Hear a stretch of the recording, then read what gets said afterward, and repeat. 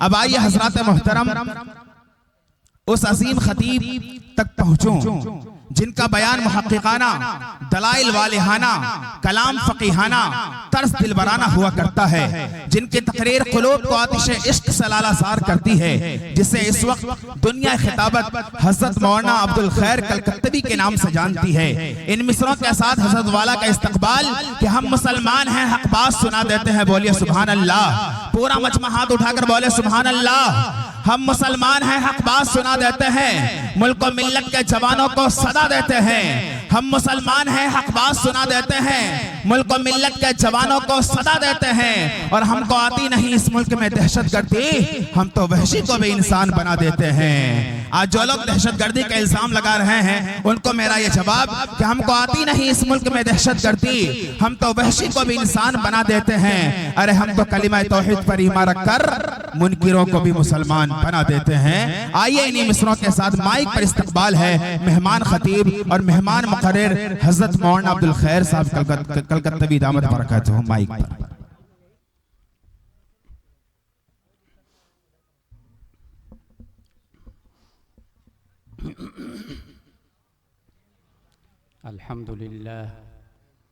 अल्हम्दुलिल्लाह नहमदुहु व नस्तईनुहु व नस्तगफिरुह व नु'मिनु बिही व नतवक्कलु अलैहि व नऊज़ु बिल्लाहि मिन शुरूरि अनफुसिना व मिन सय्यिआति अअमालिना।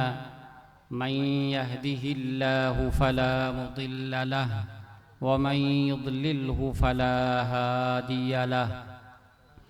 व नशहदु अल्ला इलाहा इल्लल्लाहु वहदहु ला शरीक लहु व नशहदु अन्न सय्यिदना व सनदना व इमामना व हबीबना व तबीबना व मौलाना मुहम्मदन अब्दुहु व रसूलुहु अरसलहु बिलहक्कि बशीरन व नज़ीरा व दाइयन इलल्लाहि बिइज़्निहि व सिराजम मुनीरा।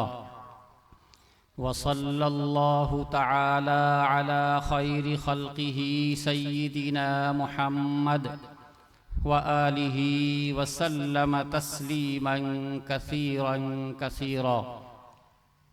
अम्मा बअद, अऊज़ु बिल्लाहि मिनश शैतानिर रजीम। बिस्मिल्लाहिर रहमानिर रहीम।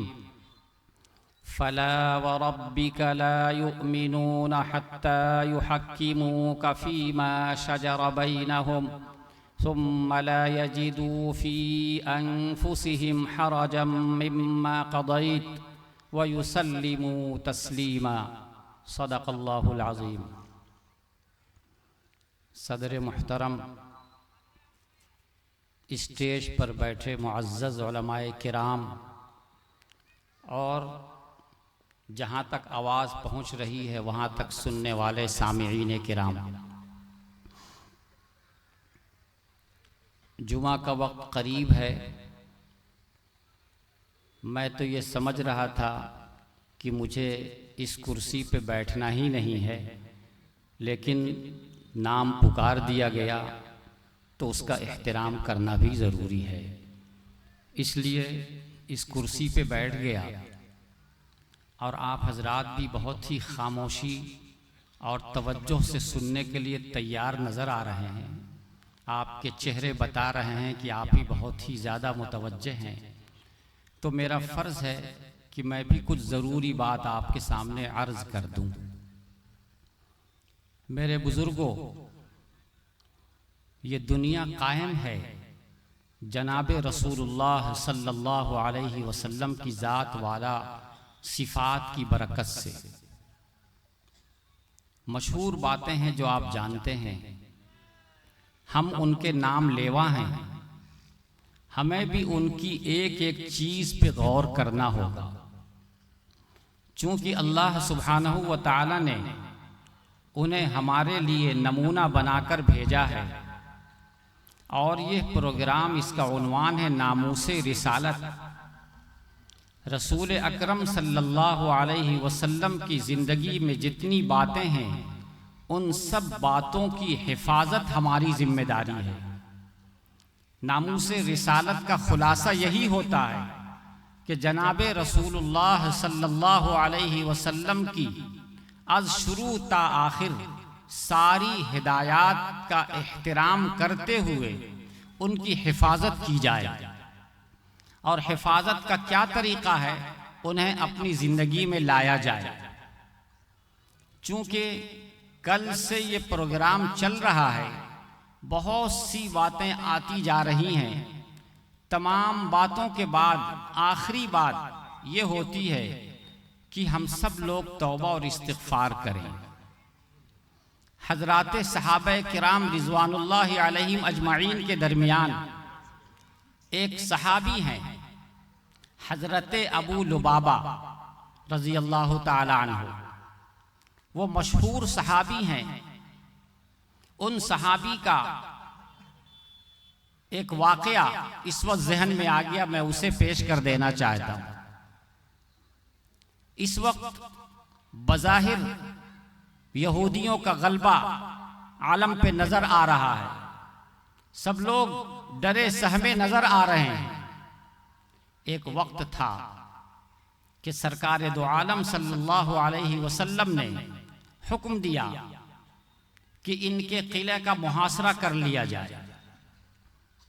आपके इस हुक्म के मुताबिक हज़रात सहाबा किराम ने उस किले का मुहासरा कर लिया और उन्हें ये पैगाम दिया गया कि जो शराइत यहाँ से पेश किए जा रहे हैं, मुआहदा के लिए जो बातें पेश की जा रही हैं, तुम उसे बिला चूनो चिरा तस्लीम कर लो, इसी में तुम्हारे लिए आफियत है।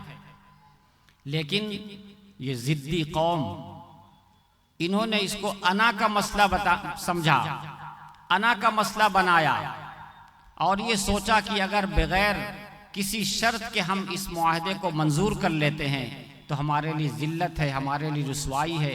ये सोचकर उन्होंने इनकार कर दिया और किले के अंदर बंद रहे। रिवायात बताती हैं कि 1 महीने तक तकरीबन उसका मुहासरा जारी रहा। 1 महीने तक वो मजबूर हो गए, अब उनके सामने कोई रास्ता नहीं रहा। जब मजबूर हो गए तो सोचते सोचते उन्होंने ये तय किया कि खुद मुहम्मदुर रसूलुल्लाह सल्लल्लाहु अलैहि वसल्लम के सामने अपनी बात रखी जाए। चुनांचे उन्होंने पैगाम भेजा कि हमारे हलीफ हज़रत अबू लुबाबा हैं, अगर हमारी उनसे मुलाकात करा दी जाए, उस मुलाकात के बाद फिर हमें जो कहना होगा हम कहेंगे, हम उनसे मशवरा कर लेते।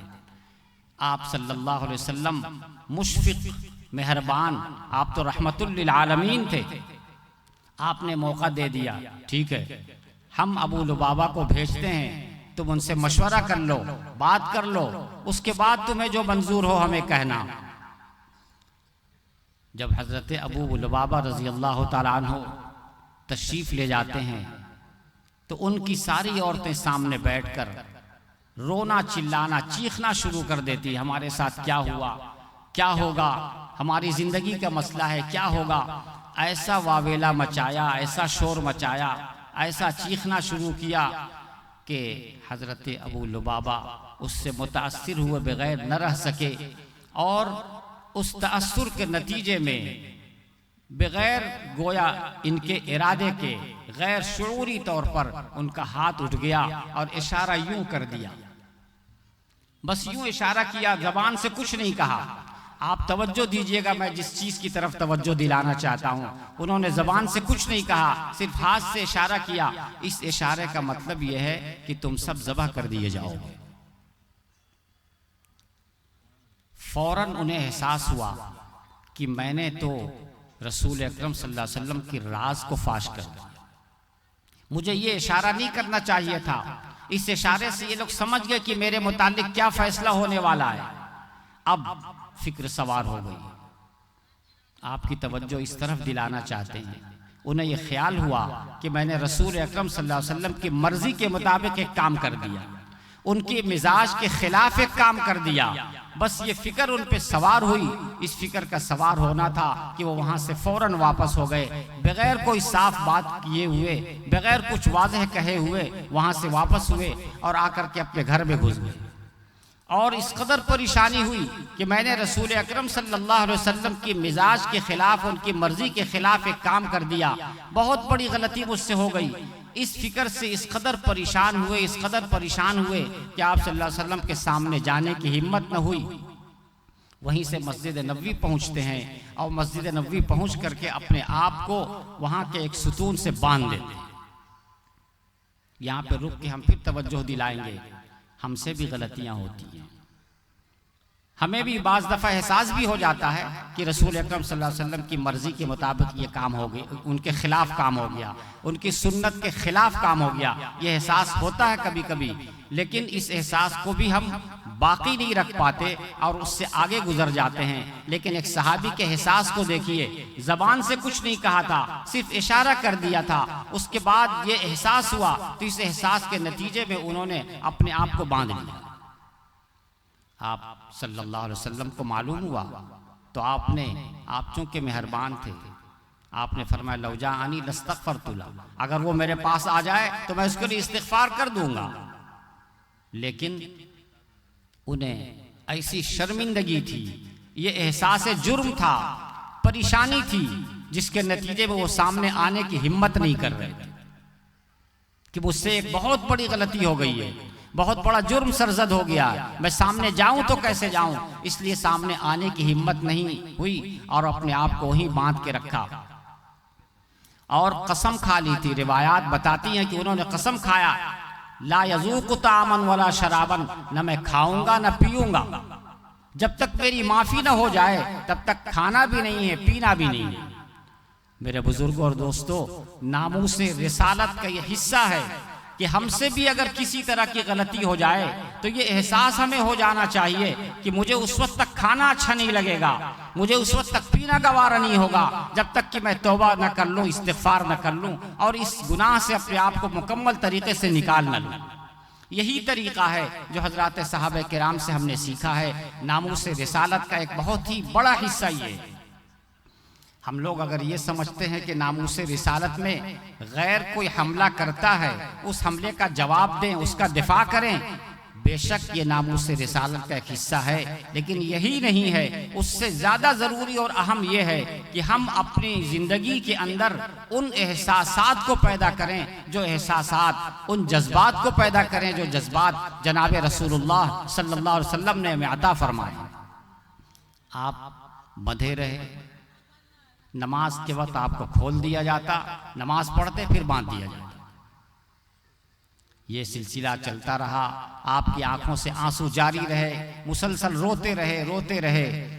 एक वक्त ऐसा आया कि आपकी ज़ौजे मुतहरा देख रही हैं कि आप सल्लल्लाहु अलैहि वसल्लम मुस्कुरा रहे हैं, बहुत ही खुश हैं, तो पूछती हैं, या रसूल अल्लाह, आप मुस्कुरा रहे हैं, अल्लाह आपको मुस्कुराता रखे, आप खुश नज़र आ रहे हैं, अल्लाह आपको खुश रखे, क्या बात है, कैसी खुशी है?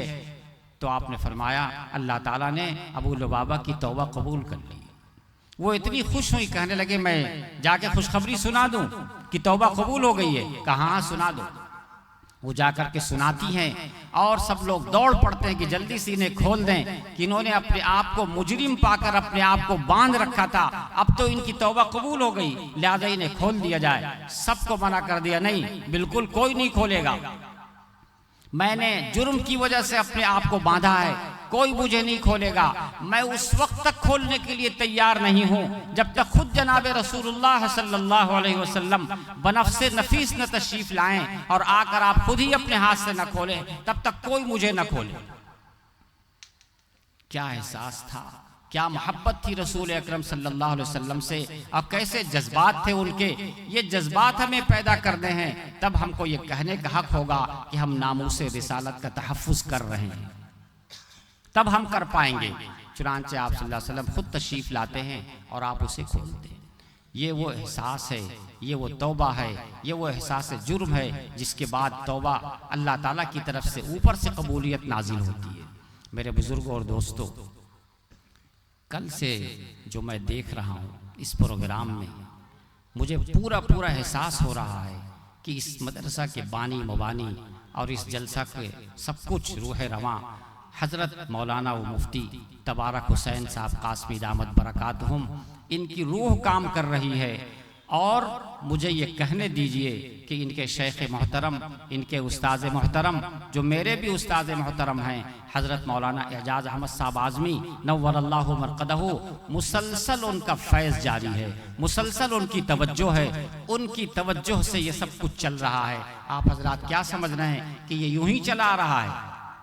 सिलसिला है ऊपर से, वो सिलसिला दर सिलसिला एक निस्बत है, उस निस्बत की वजह से ये सब चीज़ें चल रही हैं। वरना एक इंसान में इतनी ताकत कहाँ है कि इतना बड़ा काम कर ले। हम भी आदमी हैं, आप भी आदमी हैं, सब एक ही जैसे हैं, लेकिन एक शख्स इतना बड़ा काम कैसे कर लेता है? उसके पीछे निस्बत लगी हुई है, रूहानियत है, वो रूहानियत काम कर रही है। तो हमारे उस्ताद मोहतरम हज़रत मौलाना एजाज अहमद साहब आज़मी नव्वरल्लाहु मरक़दहु, उनका उमूमन एक मशवरा होता था। मैं जब यहाँ बैठा दिया गया हूँ तो मैं चाहता हूँ कि उस मशवरे को आपके सामने रख दूँ। हजरत का उमूमन ये मशवरा होता था, किसी भी जगह हजरत तशरीफ ले जाते तो उनका प्रोग्राम ये होता कि सबसे पहले सजदा करने की जगह बनाओ, सजदा करने की जगह बनाओ। और आप दलील में ये बात पेश करते थे कि रसूल अकरम सल्लल्लाहु अलैहि वसल्लम जब मदीना मुनव्वरा तशरीफ ले गए तो आपको सबसे पहले फिक्र हुई सजदा करने की, कहाँ सजदा किया जाए, दूसरे लफ्जों में कहे मस्जिद बनाने की, मस्जिद बनाने की फिक्र हुई। चुनांचे आपने जमीन का इंतखाब किया। आपको मालूम होना चाहिए आज जिस जगह पे मस्जिद नबवी शरीफ है उस जगह का इंतखाब खुद सरकार दो आलम सल्लल्लाहु अलैहि वसल्लम ने किया था। और इससे आगे ये भी आपको मालूम होना चाहिए उस जमीन की खरीदारी के लिए जब आपने फैसला किया तो उसकी कीमत जब तय हुई तो कीमत तय होने के बाद आपके जहन में ये बात थी कि ये पैसे मुझे खुद अदा करने हैं।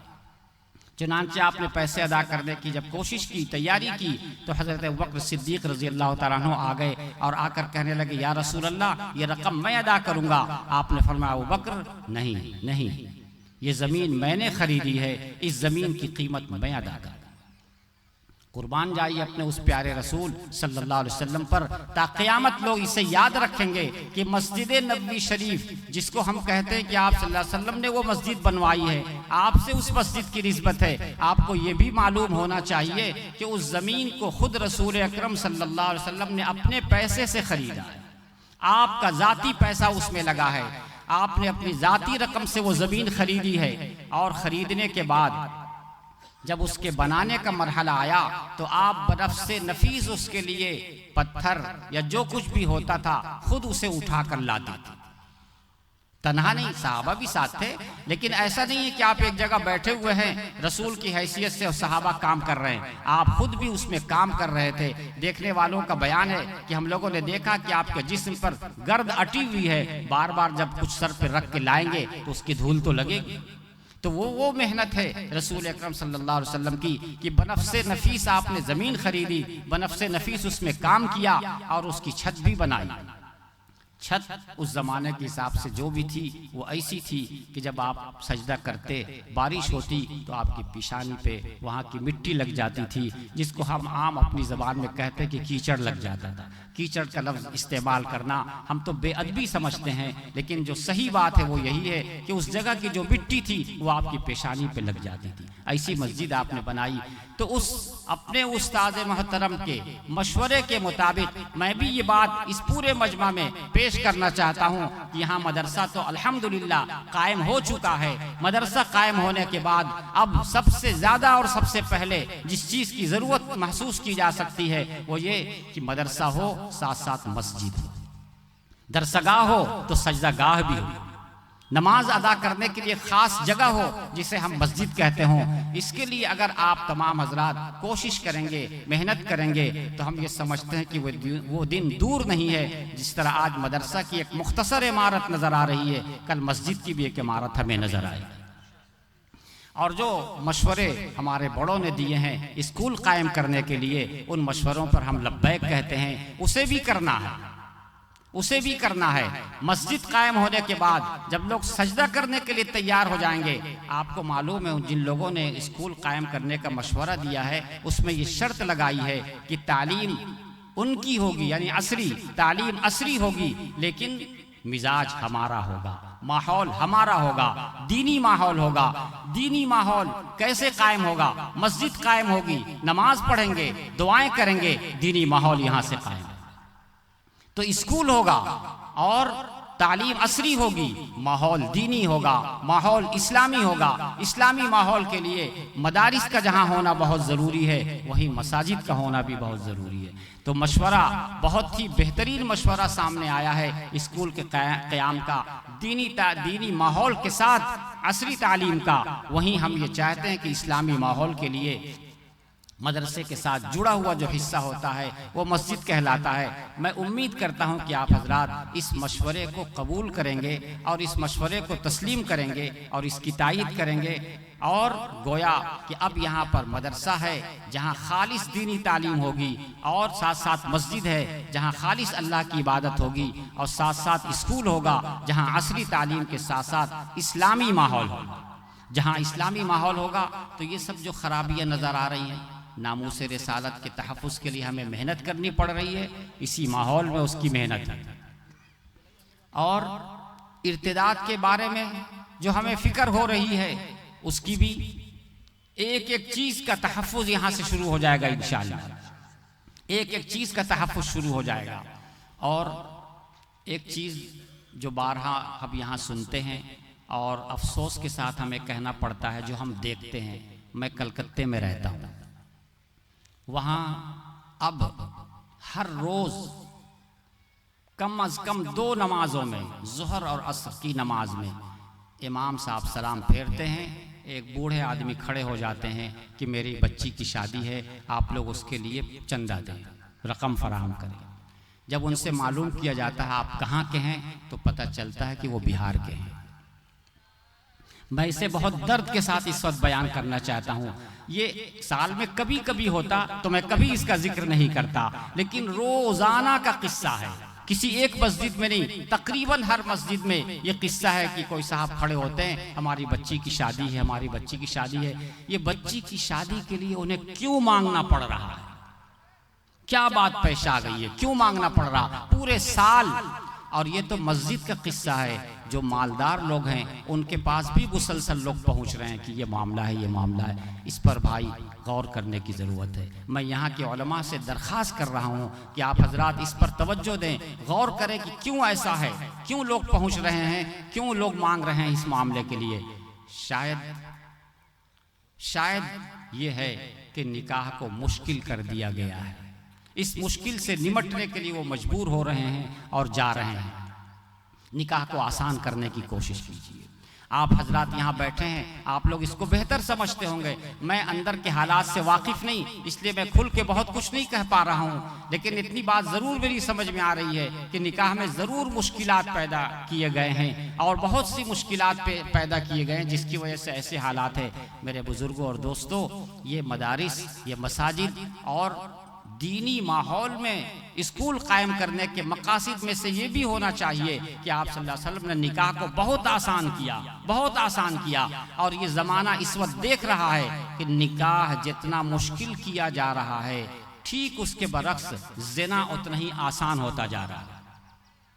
निकाह एक जायज़ चीज़ है, ज़िना नाजायज़ और हराम है। जायज़ चीज़ के लिए हमारे यहाँ मुश्किलात हैं, नाजायज़ के लिए आसानियाँ होती चली जा रही हैं। इसलिए इस तरफ तवज्जो दी जाए। क्या इसका हल हो सकता है? क्या बेहतर से बेहतर चीज़ हो सकती है? क्या उसका रास्ता हो सकता है? एक रास्ता तो ये है कि निकाह में लेन देन का जो रिवाज बढ़ता चला जा रहा है, इसको ख़त्म किया जाए। अगर इसे ख़त्म किया जाएगा तो ये मांगने का सिलसिला भी ख़त्म हो जाएगा। ये परेशानी जो लोगों को है, बेचारे बूढ़े हो गए हैं, उम्र दराजी की ज़िंदगी गुजार रहे हैं, लेकिन इस बात पे मजबूर हो रहे हैं। जाहिर है कि किस कदर तकलीफ देह बात है, बहुत ही तकलीफ देह बात है कि हमारे ही का एक शख्स आज इतनी दूर जा कर के मांगने पे मजबूर हो रहा है। तो इस जानिब भी तवज्जो देने की ज़रूरत है। तो चंद चीज़ें आपके सामने रखी गई हैं। सबसे अहम तो तहफ़्फ़ुज़ नामूस रिसालत का उन्वान है, उसी के अंदर मेरे बुजुर्गों और दोस्तों ये सब चीज़ें आती हैं, ये सब चीज़ें आती है। आपने निकाह को आसान किया, निकाह के मसाइल को आसान किया। वो आपने मशहूर वाक़या नहीं सुना, एक सहाबी जो आपके बहुत ही करीबी थे, आप उन्हें बहुत मानते थे, बहुत मानते थे। आपने देखा कि उनके कपड़े पर कुछ रंग लगा हुआ है, पूछा रे तुम्हारे कपड़े पर रंग लगा हुआ क्या बात है? कहा या रसूलल्लाह मैंने शादी कर ली, या रसूलल्लाह मैंने शादी कर ली। आपने फरमाया अच्छा शादी कर ली, तो किससे शादी की है? वो कुंवारी है या इससे पहले शादीशुदा थी? कहा कि नहीं मैंने एक शादीशुदा जो पहले से शादीशुदा थी फिर बेवा हो गई थी, मैंने उससे शादी की। तो आपने फरमाया अच्छा तो क्यों नहीं ऐसा किया कि कुंवारी ही से कर लेते, तुम अभी एकदम जवान से नौजवान हो, कुंवारी से कर लेते।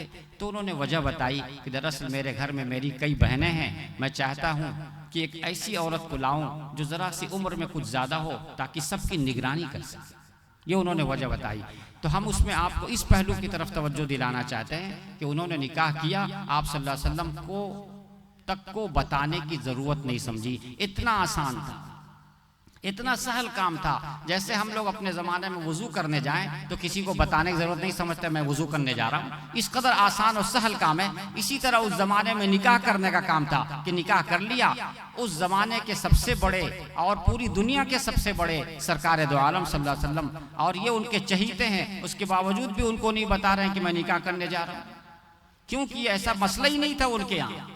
ये एक इबादत थी, मामला का एक हिस्सा था, बस कर लिया करते थे। तो मेरे बुजुर्गों और दोस्तों, इसको इतना ही आसान बनाया जाए, जितना आसान बनाया जाएगा, जितना आसान बनाया जाएगा उस कदर बहुत सारी दुश्वारियां ख़त्म होगी।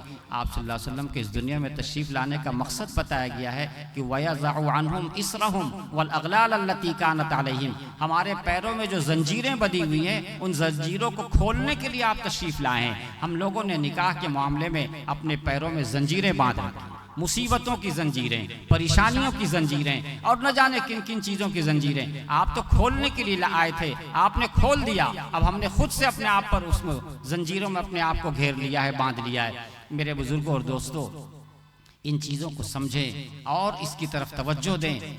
और इस इलाके में जो देहात का इलाका है, इस इलाके में बुजुर्गान दीन की तवज्जुहात हैं, आप नहीं समझ रहे हैं। हज़रत मौलाना अबू नस्र साहब दामत बरकातहुम, हज़रत मौलाना शमशाद रहमानी साहब दामत बरकातहुम, हज़रत मौलाना उमरैन साहब महफूज दामत बरकातहुम, ये बहुत बड़े बड़े लोग हैं। ये लोग कैसे आ गए इस इलाके में? इसका मतलब है कि अल्लाह ताला ने आपके साथ खैर का इरादा किया, खैर का इरादा किया है, तभी इतने बड़े बड़े लोग आ गए एक साथ, एक मजलिस में इतने बड़े लोग एक जगह जमा हो गए।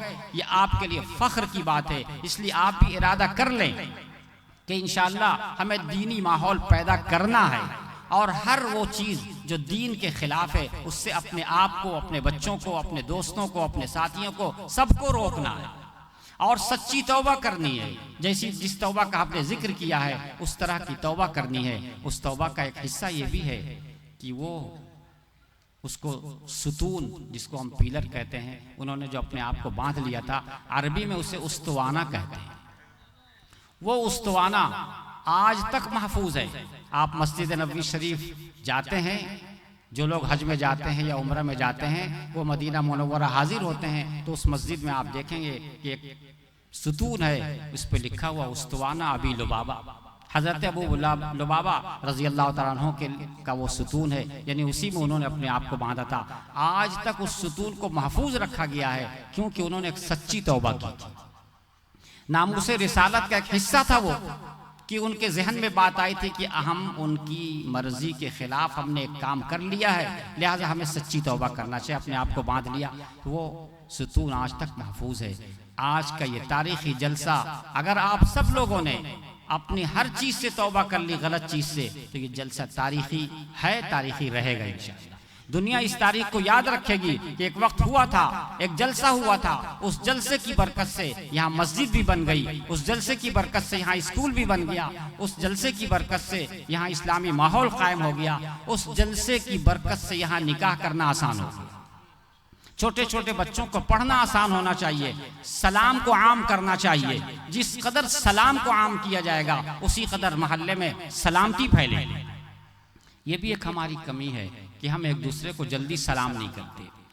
यहाँ के माहौल से मैं वाकिफ़ नहीं हूँ, मैं अपने यहाँ लोगों से कहता हूँ कि लोग इंतज़ार करते हैं कि वो आके मुझे सलाम करें, सलाम का इंतज़ार रहता है। और कुछ लोग तो सिर्फ उनको सलाम करते हैं जिनको पहचानते हैं, और कुछ लोग सिर्फ उनको सलाम करते हैं जिनसे कोई मतलब हो, कोई काम है। नहीं नहीं, रसूल अकरम सल्लल्लाहु अलैहि वसल्लम की हिदायत ये नहीं है। आपकी हिदायत है कि तुम सलाम करो अला मन अरफ़्त व मन लम तारिफ़, जिसको तुम पहचानते हो उसे भी, जिसे नहीं पहचानते उसे भी। लिहाजा अफ़शुस सलाम, अफ़शुस सलाम, सलाम को आम करो, सलाम को आम करो, सलाम को आम करो। इस्लामी माहौल पैदा करना है तो उसका सबसे आसान तरीका सलाम को आम करना। हर शख्स एक दूसरे को सलाम करे, छोटे छोटे बच्चों को सिखाया जाए। आपको नहीं पता है कि आप सल्लल्लाहु अलैहि वसल्लम जब रास्ते पे चलते थे तो सलाम में पहल करते थे। यहाँ तक कि जो बच्चे खेल रहे होते थे उनसे भी आप सलाम करते थे। आप सल्लल्लाहु अलैहि वसल्लम के सलाम का तो ये हाल था। हम लोग उस मामले में कितनी दूर हैं, किस कदर पीछे हैं, बहुत दूर हैं। इसलिए इस्लामी माहौल पैदा करना है।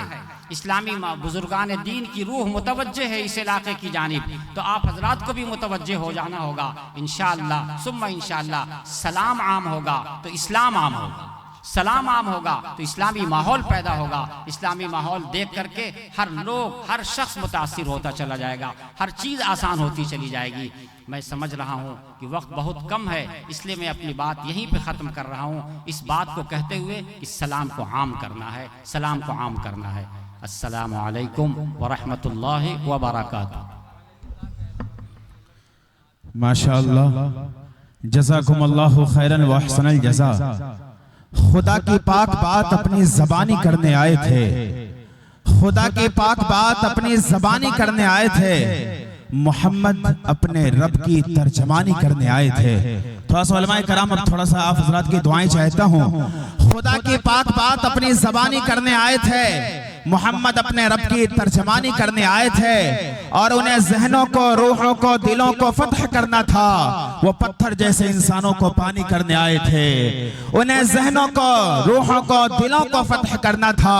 वो पत्थर जैसे इंसानों को पानी करने आए थे। और ना आई हमको अपनी जात से भी दोस्ती करनी, ना आई हमको अपनी जात से भी दोस्ती करनी। वो अपने दुश्मनों पर मेहरबानी करने आए थे। ना आई हमको अपनी जात से भी दोस्ती करनी, वो अपने दुश्मनों पर मेहरबानी करने आए थे। हज़रत मौलाना अब्दुल खैर कलकत्तवी का पूरा खिताब और हफीज जालंधरी का ये शेर कि पैगंबर आज़म के सनाखा हम हैं, पैगंबर आज़म के सनाखा हम हैं, इस्लाम की अजमत के निगहबा हम हैं। और सच यह है कि अहकामे नबी से फिरकर दुनिया में जलीलो परेशान हम हैं। सच यह है कि अहकामे नबी से फिरकर दुनिया में जलीलो परेशान हम हैं। नतीजा फिर वही होगा, सुना है साल बदलेगा। जो लोग इधर उधर मुंतशिर है पिंडाल में तशरीफ ले आए, और उनसे भी गुजारिश है जिनका निकाह होना है और जो आज के इस महफिल के दूल्हा के साथ वो हकीकी दूल्हा भी बनने जा रहे हैं, वो भी पिंडाल में तो स्टेज पे तशरीफ ले आए। इंशाअल्लाह निकाह होना है।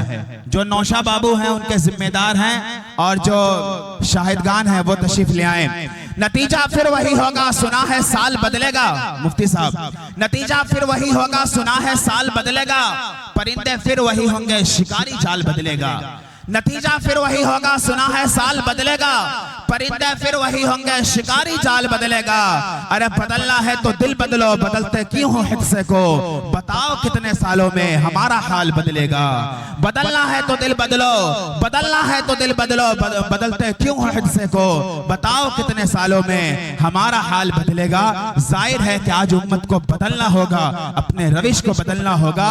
और जो पैगाम, जिस दर्दो कर्ब का इजहार हजरत मौलाना अब्दुल खैर कलकत्तवी ने किया है, जाहिर है मौजूदा वक्त में हर उलमा की दिल की आवाज है और हर दानिशवरान तबका के रूह की आवाज है। इस वक्त जो मौजूदा सूरत हाल में हम मुसलमानों की पस्ती और सवाल का सबब जो बन चुकी है वो यही है कि हम इल्मी तौर पर इल्मी मैदान में कमजोर हैं। अब आइए हजरात मोहतरम, इन तमाम नौजवान भाइयों से गुजारिश करना चाहता हूं कि अगर आपको मुझसे कोई दिक्कत और